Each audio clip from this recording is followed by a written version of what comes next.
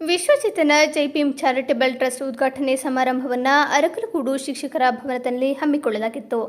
ಶಿಕ್ಷಕರ ಭವನದಿಂದ ಬೈಕ್ ರ್ಯಾಲಿಯ ಮೂಲಕ ತಾಲೂಕು ಕಚೇರಿಯ ಬಳಿ ಇರುವ ಅಂಬೇಡ್ಕರ್ ಪುತ್ಥಳಿಗೆ ಮಾಲಾರ್ಪಣೆ ಮಾಡಿ ನಂತರ ಕಾರ್ಯಕ್ರಮದ ವೇದಿಕೆ ತಲುಪಲಾಯಿತು. ನಂತರ ದೀಪ ಬೆಳಗಿ ಬಾಬಾ ಸಾಹೇಬರ ಭಾವಚಿತ್ರಕ್ಕೆ ಪುಷ್ಪಾರ್ಚನೆ ಮಾಡುವ ಮೂಲಕ ಕಾರ್ಯಕ್ರಮಕ್ಕೆ ಚಾಲನೆ ನೀಡಲಾಯಿತು. ಬಾಗಲಕೋಟೆ ಪ್ರಾದೇಶಿಕ ಆಯುಕ್ತೆ ಕೆಎಂ ಜಾನಕಿರವರನ್ನ ಪಟಾಕಿ ಸಿಡಿಸಿ ಬರಮಾಡಿಕೊಂಡರು. ನಂತರ ಮಾತನಾಡಿದ ಅವರು, ಸಮುದಾಯದ ಜನತೆ ಎಚ್ಚೆತ್ತುಕೊಳ್ಳಬೇಕು, ಪ್ರಜ್ಞಾವಂತರಾಗಬೇಕು ಹಾಗೂ ಸದೃಢರಾಗಬೇಕು ಎಂದು ತಿಳಿಸಿದರು.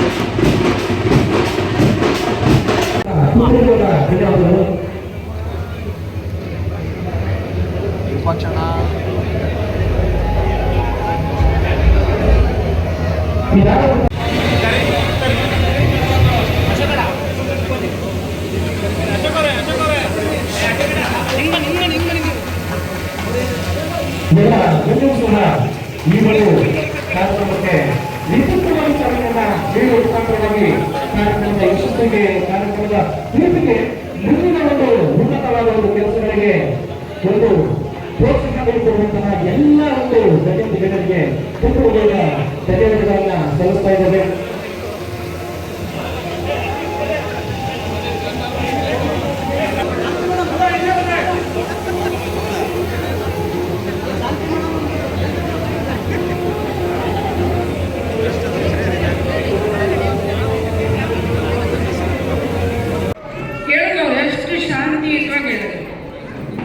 ನನ್ನನ್ನು ವಿಚಲಿತನನ್ನಾಗಿ ಮಾಡೋದಿಲ್ಲ. ಅಂತಹ ಒಂದು ಘನತೆಯನ್ನ, ವಿದ್ವತ್ತನ್ನ ಬೆಳೆಸಿಕೊಳ್ಳುವ ನಿಟ್ಟಿನಲ್ಲಿ ನಾವೆಲ್ಲರೂ ಕೂಡ ಯೋಚನೆ ಮಾಡಬೇಕು ಮತ್ತೆ ಕೆಲಸ ಮಾಡಬೇಕಾದ ಯಾಕೆಂದ್ರೆ 75 ವರ್ಷ ಕಳೆದಿದ್ದೀವಿ. ಹಂಗಂದ್ಬಿಟ್ಟು ನಿಂದಿಲ್ಲ. 75 ವರ್ಷದಲ್ಲಿ ಸಾಕಷ್ಟು ಬದಲಾವಣೆಗಳಾಗಿದೆ, ಧನಾತ್ಮಕ ಬದಲಾವಣೆಗಳು ಆಗಿದೆ, ಇಲ್ಲ ಅಂತಲ್ಲ. ಆದರೂ ಕೂಡ ನಡೆಬೇಕಾದ ಹಾದಿ ಇನ್ನೂ ತುಂಬಾ ದೊಡ್ಡದಿದೆ. ಅಲ್ಲಿಗೆ ತಲುಪಬೇಕು ಅಂತ ಅಂದಾಗ ನಾವೆಲ್ಲರೂ ಕೂಡ ನಮ್ಮ ವೈಯಕ್ತಿಕ, ಈಗ ಅವರು ನಮ್ಮ ಹರೀಶ್ ಅವರು ಭಾಷಣದಲ್ಲಿ ಹೇಳಿದ್ರು, ಅವರ ಹೆಂಡತಿ ಮಕ್ಕಳ ಕಷ್ಟವನ್ನು ಕೂಡ ಮೀರಿ ಅದನ್ನ ಕಡೆಗಣಿಸಿ ಒಂದು ಸಮುದಾಯ, ನೊಂದ ಸಮುದಾಯ, ಅವರು ಇಂಥ ಜಾತಿ ಅಥವಾ ಇಂಥವ್ರಿಗೆ ಅಂತೇನು ಮಾಡಲಿಲ್ಲ. ಯಾರು ಮುಖ್ಯವಾಹಿನಿಯಲ್ಲಿಲ್ಲ ಅವರೆಲ್ಲರೂ ಕೂಡ ಮುಖ್ಯವಾಹಿನಿಯಲ್ಲಿ ಬರಬೇಕು ಅಂತ ಬಾಬಾ ಸಾಹೇಬ್ ಹೋರಾಟ ಮಾಡಿದ್ರು. ಇಂಥದೇ ಒಂದು ಸಮುದಾಯ, ನಾನು ಆ ಸಮುದಾಯ ಮಾತ್ರ ಮಾಡಿದ್ದೀನಿ ಅಂತ ಮಾಡಲಿಲ್ಲ. ಅಂತ ಒಂದು ಆದರ್ಶ ಒಂದು ವ್ಯಕ್ತಿತ್ವದ ಹೆಸರಿನಲ್ಲಿ ನಮ್ಮ ತಾಲೂಕಿನಲ್ಲಿ ಚಾರಿಟಬಲ್ ಟ್ರಸ್ಟ್ ಮಾಡಿದೆ.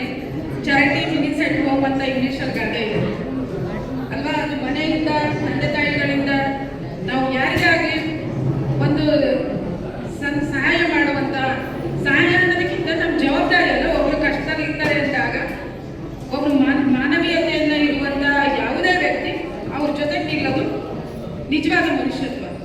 ಆ ಮನುಷ್ಯತ್ವವನ್ನ ಮನುಷ್ಯರು ಎಲ್ಲರಲ್ಲೂ, ಮಾನವರೆಲ್ಲರೂ ಕೂಡ ಇರುತ್ತದು. ಅದು ಎಲ್ಲೋ ಹೋಗಿರುತ್ತೆ. ಅದನ್ನ ಆಗಾಗ ಎಚ್ಚರಿಸಬೇಕಾದಂತಹ ಒಂದು ಸಂದರ್ಭ ಇಂದಿನ ದಿನಗಳಲ್ಲಿ ಬಂದಿದೆ. ಆ ನಿಟ್ಟಿನಲ್ಲಿ ಈ ಚಾರಿಟಬಲ್ ಟ್ರಸ್ಟ್ ಅತ್ಯಂತ ಯಶಸ್ವಿಯಾಗಿ ತನ್ನ ಎಲ್ಲ ಆಶೋತ್ತರಗಳನ್ನು ಈಡೇರಿಸಿ, ಖಂಡಿತ ಈಗಾಗಲೇ ಮಾತಾಡಿದವರು ಹೇಳಿದ ರೀತಿ ಇಂತಹ ಉತ್ತಮವಾದ ಒಂದು ಆಶಯವುಳ್ಳ ಟ್ರಸ್ಟ್ಗೆ ಎಲ್ಲರೂ ಕೂಡ ಬೆಂಬಲವಾಗಿ ಇರ್ತೀವಿ.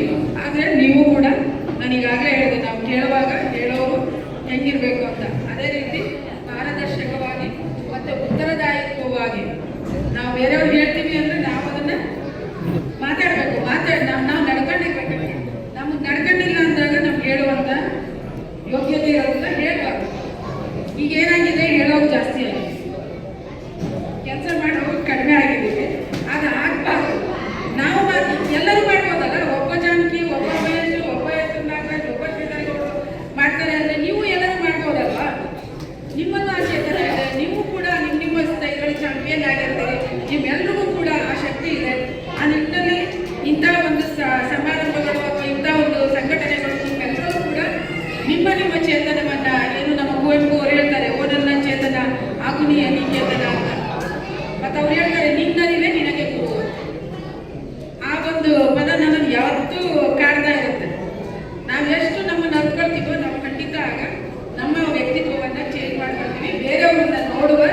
ರೀತಿಯನ್ನ ಚೇಂಜ್ ಮಾಡ್ಕೊಳ್ತೀವಿ.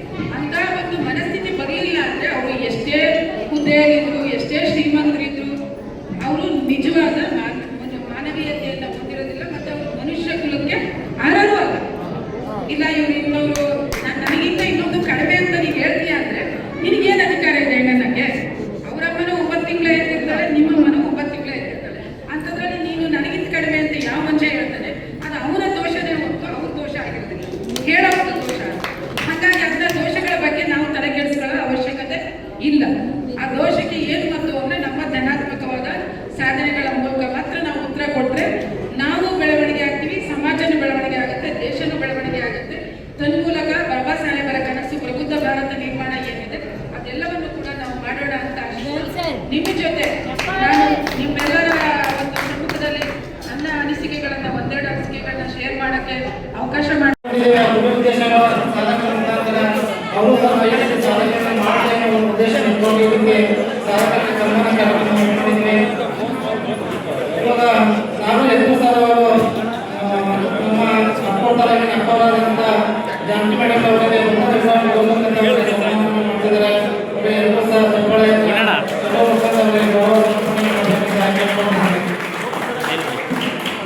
ಸ್ವಲ್ಪ ಪೇಟ ಸರಿ ಮಾಡಿ ಸನ್ಮಾನ ಕಾರ್ಯಕ್ರಮ ಮಾಡ್ತಿದ್ದಾರೆ. ಸನ್ಮಾನಿತರಾಗಿರುವಂಥ ಪುರುಷೋತ್ತಮ ಮುಂದಕ್ಕೆ ಬರಬೇಕಂತ ಕೇಳ್ಕೊತಾ ಇದ್ದೇನೆ.